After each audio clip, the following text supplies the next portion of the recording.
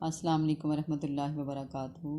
آج ہم صبر کے بارے میں بات کریں گے کہ جب کوئی تکلیف پہنچے تو اس پر صبر کیسے کرنا ہے اور اس کا کیا اللہ تعالیٰ اجر دیتے ہیں۔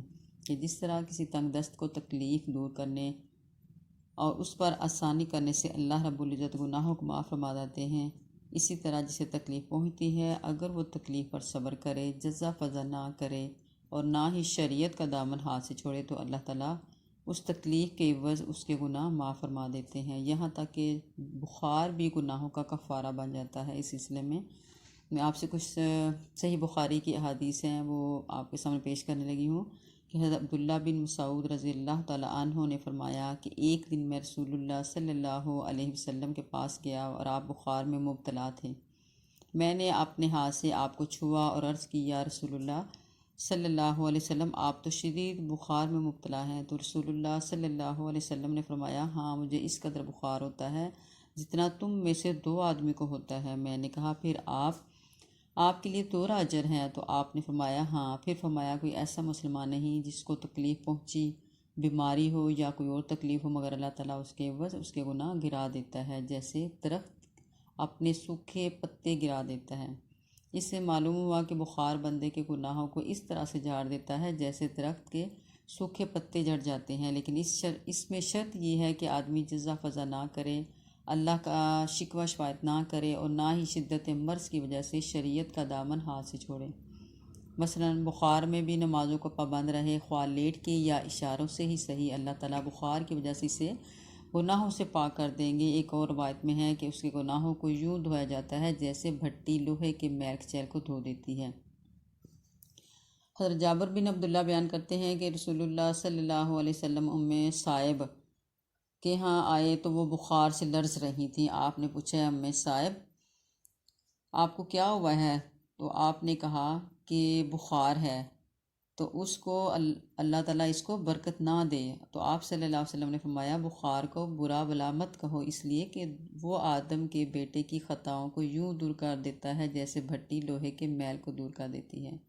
صرف بخار ہی نہیں، کوئی بھی تکلیف پہنچے اللہ تعالیٰ اسے گناہوں کا کفارہ بنا دیتے ہیں، خواہ اسے کانٹا بھی چبھ جائے، اس کے عوض بھی گناہوں کی ایک مقدار ختم ہو جاتی ہے۔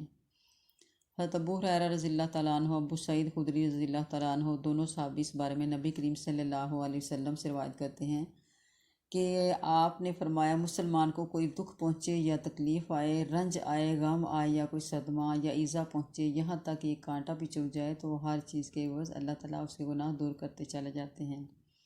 ایک روایت میں کانٹا چبھنے پر اللہ تعالیٰ گناہ بھی دور کرتے ہیں اور درجات بھی بڑھا دیتے ہیں۔ عائشہ رضی اللہ تعالیٰ عنہ سے روایت ہے کہ رسول اللہ صلی اللہ علیہ وسلم نے فرمایا کہ کسی مسلمان کو کانٹا لگے یا اس سے زیادہ کوئی دکھ پہنچے تو اللہ تعالیٰ اس کے عوض اس کا ایک درجہ بڑھا دیتے ہیں اور اس سے یہ گناہ بھی مٹا دیتے ہیں۔ اس کی وجہ یہ ہے کہ مصیبت اللہ تعالیٰ کی طرف سے ہے، یہ بندے کا فعل نہیں، یہ دراصل بندے کو اللہ کی جانب سے گناہ پر بدلہ ملتا ہے، اس سے گناہ دور ہو جاتا ہے۔ ہاں اگر مصیبت اس کے گناہ سے بھی بڑھ کر تو گناہ تو خشک پتوں کی طرح جھڑتے ہی ہیں، اس کے درجات بھی بلند ہو جاتے ہیں۔ اور یہ فضیلت و ثواب اس لیے بھی ہے کہ مصیبت ایک طرح سے بندے کا امتحان ہے، اور امتحان میں کامیابی پر انعام ہوتا ہے اور ناکامی پر سزا بھی اور رسوائی بھی۔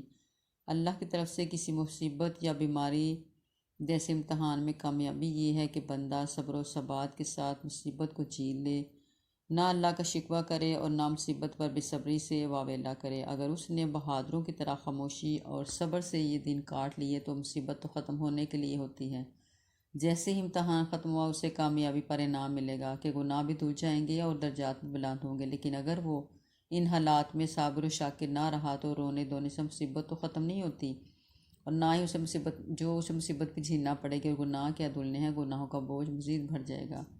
اللہ رب العزت کے ہاں بے صبرا اور ناشکرا لکھا جائے گا، انعام و سزا میں بدل جائے گا، اس لیے کہ اس نے اپنے محبوب حقوق کی جانب سے پہنچنے والی مصیبت پر محبوب کے اصل قواعد یعنی شریعت کو بھلا دیا، جبکہ محبوب کی طرف سے پہنچنے والے زخموں میں لذت محسوس کیا کرتا ہے، شکوہ و شکایت نہیں کرتا۔